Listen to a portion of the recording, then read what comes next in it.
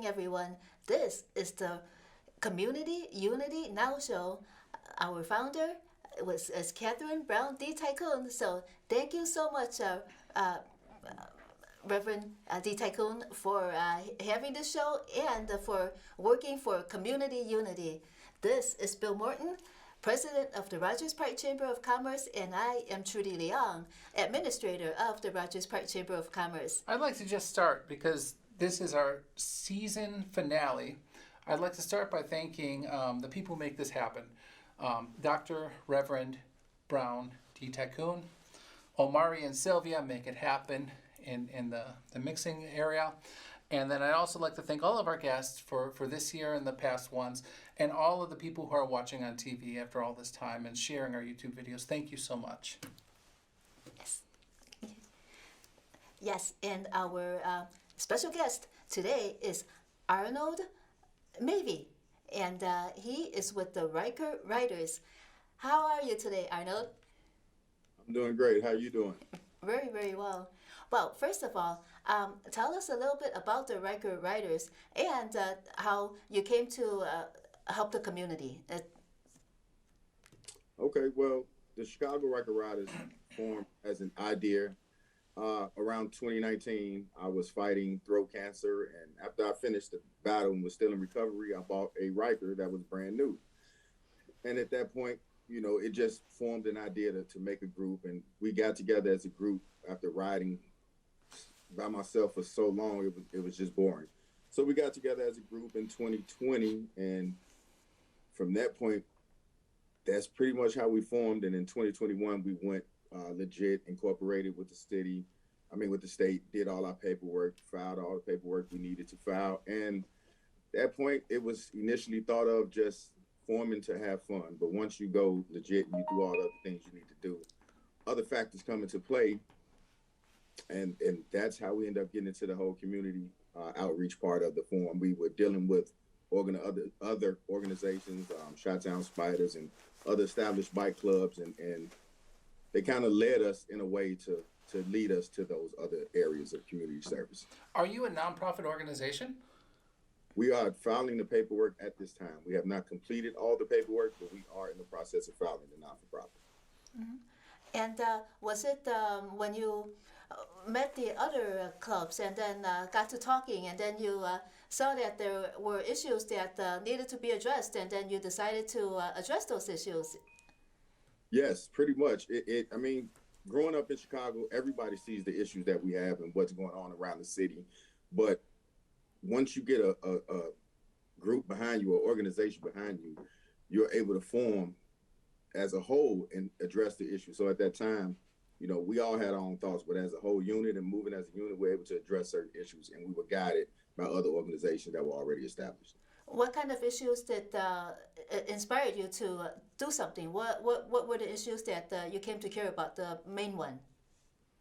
The main one for me is, as cliche as it is, as a young black male, it was the whole police issue, you know, the brutality, the Black Lives Matter, everything that's been going on before and as of now. Mm-hmm. And you saw that you weren't able to, the community has not been able to address it properly, and then you decided to do something. So what did you decide to do? We just tried to build a bond with the police and get a better understanding and let them see where we're coming from, as well as try to see how they're coming. And we have some sort of understanding between each other, and it's still a working process. So it's very early stages for us because, like I said, it's only been a whole year almost where we've been formed and able to do those type of things. How receptive are the police to you when you first approached them? We first approached them at it was a ride that we did in Inglewood, Chicago, mm-hmm. with Miss Lewis to stop the violence and help the youth ride. And that's when we first got a bond with a couple commanders and stuff, but they were out there as escorts and doing the whole drive, and then went from the north, south, east, and west side all over the city. And at that point, we met a couple different people, and we've been able to network with those guys and discuss a few things. So they've been very receptive. Have there been any challenges in working with the Chicago Police Department or trying to bridge the gap in the way that you're trying to do? Surprisingly, as of yet, no. No, it hasn't been any. Everyone that we've reached out to has been receptive and responding to us without any issues at this time. So what kind of activities did you do with the police to help bridge the gap? Well, one thing that we did, we actually did a feed the police. Like we sent lunch up there. That was through my sister's kitchen, Keisha Wilson. Her kitchen is called Keisha's Kitchen. And we fed the police in cohorts with her. And that kind of made the relationship even stronger over, I want to say the district was the one on 76th Street. I cannot remember the exact address, but that just made a bond between the police and us. And it helped. It helped a lot. What about the holidays? How were you able to overcome the COVID, the setbacks from COVID in pursuing what you want to do? That was in all honesty, that was the best thing that happened to us as a riding club. The COVID, a lot of people were off work. A lot of people were just out there. Everything was closed down, the restaurants. So we had a lot of time to ride and bond as a family. And once we bonded as a family, it was a lot easier to move and get with other people and discuss things. So the COVID actually helped us out in a lot of ways. It gave us a lot of freedom to move around and discuss and get with other organizations. It's very interesting how the devastating pandemic, how people do find the silver linings. Yes. With so much death and so much pain and suffering and misunderstanding in politics and everything else, somehow Yes. we're going to come through this and make it something good. Yes, sir. Yes, very. Did you find any police officers that also had Rikers? Oh yes, it's several Rikers, Spiders, and some of them ride with other organizations out there. The Dream Weavers, the Chi-Town Spiders. They ride with a bunch of different organizations, police officers, county workers. It's some everybody. It's a diverse community in this riding world. So do you feel that because you had your Riker Club, that helped you bridge the gap between the community and the police better? Yes, because we have huge numbers. I have 134 members in my club, in my chapter, and it gave us a backing, or gives us a backing that they take note of. Can you tell us a little bit about how you acquired 134 members? What does membership look like? Originally, it was just as simple as a Facebook group, a private Facebook group, and you just had to have a bike and send a friend request, and I would accept you as long as you provided proof of a bike. And at that point, we grew up to almost 238 members, if I'm not mistaken. But a lot of those members weren't around, weren't showing up, weren't coming out. So we had to make some moves, and that's where the whole going legit came in at. Once I went legit, out of all those people, we ended up with 132 people left that wanted to pay their membership fee. It's a one-time a year membership fee every year, annually. And once they paid their fee, they were able to stay in, and we closed everything and went private. So what activities do you do besides writing? Majority of the activities do involve writing, but most of the time it's writing for a cause, even if it's writing for cancer, writing for toys, toy drives, Dial House Incorporate for homeless veterans, feeding the homeless. We do all type of activities. Sometimes we set up at the different parks and just have fun out there, and barbecue, grill, cook for everybody. It's a lot of stuff that goes on at different neighborhoods, different times. Now that the weather's changing, it'd be more of the feeding the homeless versus riding. It'd be more feeding the homeless and giving clothes and stuff to the homeless and stuff of that nature. It sounds like you have a lot of in-person events. They're doing fundraising and advocacy in a nonprofit way.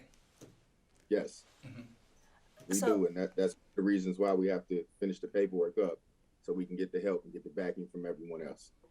So do the organizations, community organizations, do they hear about you and then come to you for help in fundraising for them? Or do you see organizations that you admire and hope to help, and then you reach out to them? Or is it a combination of both?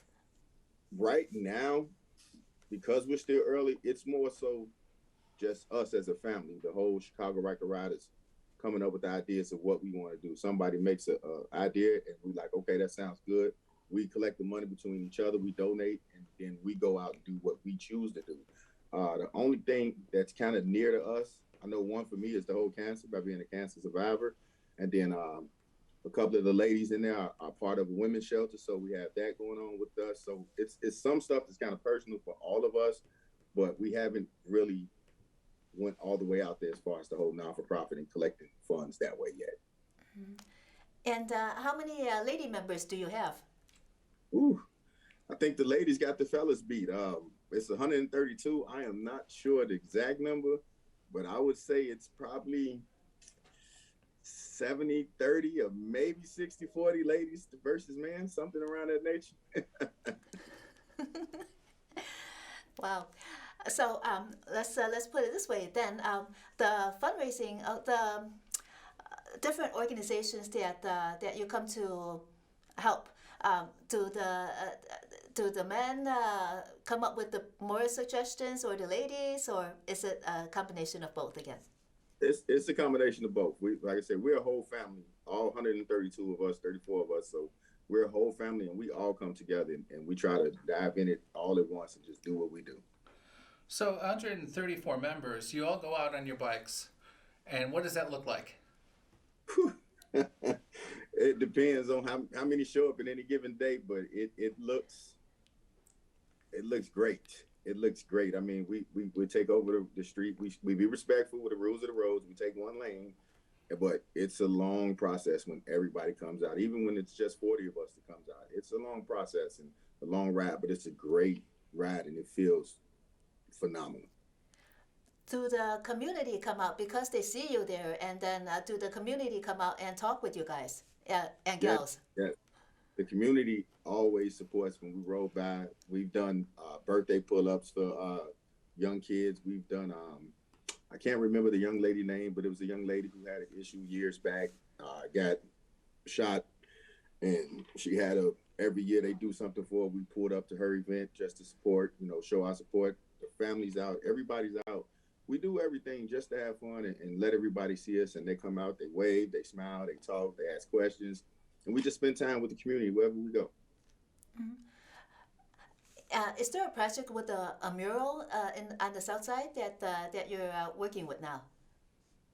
The person we're working with would happen to be Doc Brown. She has something that's going on that we're going to take part in. We're still in the planning phases of it to lock it down. But yes, we are working with Doc Brown for that whole event, and that's going to be another nice event. We plan on getting everybody out if possible. So I can't wait for that event right there. Mm-hmm. And it's going to be, is it going to depict Breonna Taylor, the mural? Yes. Mm-hmm. Yes, it is. Yes, it's the Breonna Taylor mural on the side of the building over there. Once again, I can't remember the address offhand, but we will be promoting it. We will put it out there for everybody to see once we finalize everything. And like I said, we can't wait for that event. And the biggest bike event that I know of, that I participated over all these years, is the Toys for Tots motorcycle parade. I mean, you have hundreds of thousands of bikes. You've got army trucks. You've got the Elmwood Park Police. You've got everybody out there from everywhere. And Santa Claus and the Bishop and everybody. I know it was curtailed due to COVID last year.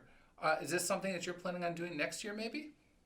Yes, we're definitely doing that. We've talked to several different bike groups and other organizations, and myself, I'm a veteran. I'm a Navy veteran, so we are definitely partaking in it. We have partaken in other toy drives, and we have one coming up this weekend. But yes, we are partaking in Toys for Tots without a doubt. For the mural, are the police involved in any way now? Because they know that you're trying to bridge the gap. Is there any communication with the police with that mural? I am still negotiating everything with Doc Brown, and we're trying to get everybody involved. So the plans is for the police to be out there and other community activists and stuff of that nature.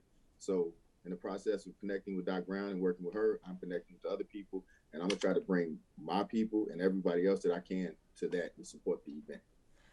It's really I don't think we've ever heard of anything like that before, about the police actually supporting something that that concerning Breonna Taylor in that way. Is it groundbreaking? Did anybody do something like this before? It will be groundbreaking if we can make it happen. I mean, we have some officers, even though it's like the thin blue line, quote unquote, you don't cross the thin blue line, but officers are people too, and some of them feel the same thing that we feel. They just can't say it all the time, or feel like they can't say it, but some of them do. But we have to get that to change, and this could be the step to make it change. Mm-hmm. Yes, because even last week our guest was talking about he is a reporter, Jamie Kelvin, and he Mm-hmm. reported about the 16 shots in Laquan McDonald. So he learned about that from a whistleblower from the police. So of course, Mm-hmm. yeah, the police do care. Yeah, Some of them some do. of them. Mhm. So what other projects are you doing besides all this? This is a lot already, but any other that you would like to share with us? Right now, we are trying to organize and set up our Christmas thing. We have to get on it early because once again, all the funding comes from us, from within. So we're trying to set up our Christmas drive to get for the Gresham and Brainerd area. That's where we're going to focus at this year. It's us, and the only other organization we have right now is Passion Eats. They are non-for-profit, so right now we have them locked in, we have us locked in, and we're trying to see who else we're going to get to help support this Christmas drive that we're going to do. And we're trying to close the year out. That's pretty much where we're at right now. Mm-hmm. That's our biggest thing that's coming up is this Christmas drive. Mm-hmm. And I guess the writers in your club, they come from all over Chicago, or is it mostly congregated from the south side, would you say? No, it's everywhere. North side, south side, east side, west side. It's everywhere. We even have them from the suburbs, south suburbs, northern suburbs. They come from everywhere. Naperville, Aurora, everywhere. Is it okay to talk about the racial makeup of the writers as well, just approximately? Yes. We have a nice mixture. We have black, we have white, we have Latino. We have pretty much a nice mixture of everybody. So how do the writers bring in their culture into writing as well, or you just because we assume that you're talking and then and the ideas flow from the talking and the culture. So does that inspire some of the organizations that you choose to help? Yes, that's where it goes back to everybody with their suggestions, and we try to focus on whatever we got. We make a decision as a whole, and we move forward. And by this being the first year, we've done different things, but we won't repeat the same thing every year. So like we're doing the toy drive this year, we focus on the Gresham Brainerd area. Next year to be in another location. Mm-hmm. We fed the homeless on Canal, 22nd and Canal, Roosevelt over in that area. Now we got to focus on another area. Everything we do, we're going to progress and move to other locations, other areas based off of our family and unit that we have. Mm-hmm. So whatever they suggest, we take it all to heart. We take notes in our meetings, and we move accordingly. How often do you meet? We do quarterly meetings, basically 4 times a year, unless we have stuff that we need to discuss. Then we have other meetings. It's just not quarterly. It's just a quick quorum, and we get together, talk about what we need to talk about, and make our decisions and calls of that nature. And so if something occurs, like some sort of tragedy or something, and you wanna help the victims of it, is that something that you would meet with the whole group, or like communicate in a quick fashion and maybe do a fundraiser for? Yeah, we actually we do live video chats, video calls if we need to do something just quick and get it discussed and talked about. Other than that, we call a meeting and we have that, and yes, we can collab, do whatever we need to do, and just make it happen. Could you give us an example of how something that happened and what did the group do about it? Well, the only thing that's really been tragic for us that we've had to make adjustments for has been death due to COVID. So, we've had a couple different members with different family members that passed away. So at that point, we came together as a family, discussed about it, talked about it, figured out what we was going to do. We set up a ride through the services. We donated cash or, food to the family, collected a card. We did all that type of stuff. We haven't had the real outreach and outrageous stuff yet happen because we're still fairly new. So it's nothing major for us yet. Mm-hmm. Well, very cool. Could you tell us a little bit of your contact information? What's your Facebook page? Do you have a website? If someone wants to get hold of you. The easiest thing, the Facebook page right now, it's two pages. One of them is a private for the members only, then it's an open one. But you can type in Chicago Ryker Ryders, and that's CAGO, excuse me. Ryker is RYKER, and then Ryders is RYDERS. You can find the private page and the public page, and that's how you can get in contact with us on Facebook, Instagram, Chicago Ryker Ryders, Twitter. Pretty much every social media network is Chicago Ryker Ryders. We do have a YouTube, same thing. The website is still in the process of being made, and the contact number, if you want that, I can put that number out there also. Sure. Contact number for Chicago Ryker Ryders is 773-923-4283. And we have an email, chicagorykerryders@gmail.com. Okay. Got it. Yes. Mm-hmm. And make sure that no I's. It's all Y. Ryker and No I. Ryders. Mm-hmm. The Y's to represent the three wheels that we ride on. 2 in the front, 1 in the back. Great. So if you were to accomplish, goals in the future, what would they be? How would you like to grow? Who would you like to help that you haven't yet?